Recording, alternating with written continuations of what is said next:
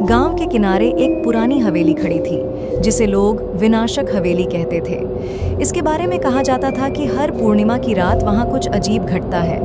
कोई भी उस रात वहां जाने की हिम्मत नहीं करता था। एक दिन 4 दोस्त रोहन, सीमा, विजय और कृति ने तय किया कि वे इस रहस्य का पता लगाएंगे। पूर्णिमा की रात को वे चारों हवेली पहुंचे। हवेली का दरवाजा चरमराया और एक अजीब सी ठंडक ने उनका स्वागत किया। अंदर का माहौल और भी डरावना था।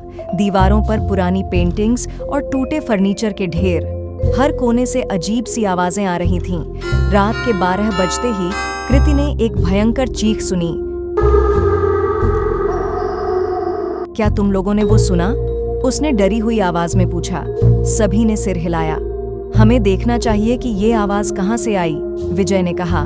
वे आवाज का पीछा करते हुए एक अंधेरे कमरे में पहुंचे। कमरे के बीचों बीच एक पुराना झूला पड़ा था जो खुद ब खुद हिल रहा था। झूले के पास एक पुराना फटा हुआ पत्र मिला। पत्र में लिखा था, मुझे बचाओ, मेरी आत्मा इस कैद से मुक्त करो। रोहन ने पत्र उठाया और पढ़ने लगा। ये पत्र रानी की आत्मा का था जो इस हवेली में कैद थी। वह हवेली के मालिक की बेटी थी जिसे उसकी ही सौतेली माँ ने मार डाला था ताकि वह संपत्ति हड़प सके। हमें उसकी आत्मा को मुक्त करना होगा, सीमा ने कहा। पर कैसे? विजय ने पूछा। पत्र के अंत में एक और संदेश था, मुझे हवेली के तहखाने में ढूंढो। वे सभी तहखाने की ओर बढ़े। तहखाना बेहद अंधेरा और भयावह था। वहां पहुंचकर उन्हें एक पुरानी तिजोरी मिली।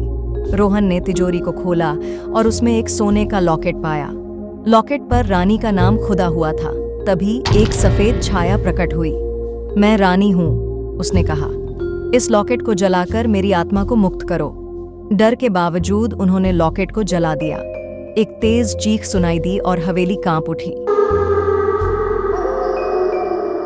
अचानक सब कुछ शांत हो गया। रानी की आत्मा ने शांति से विदा ली। अगली सुबह गांव के लोगों ने देखा कि हवेली में कोई डरावना प्रभाव नहीं था। विनाशक हवेली का रहस्य सुलझ चुका था और रानी की आत्मा को मुक्ति मिल चुकी थी। अब हवेली खड़ी थी, लेकिन अब वह सिर्फ एक पुरानी इमारत थी जिसमें एक अनकही कहानी बसती थी।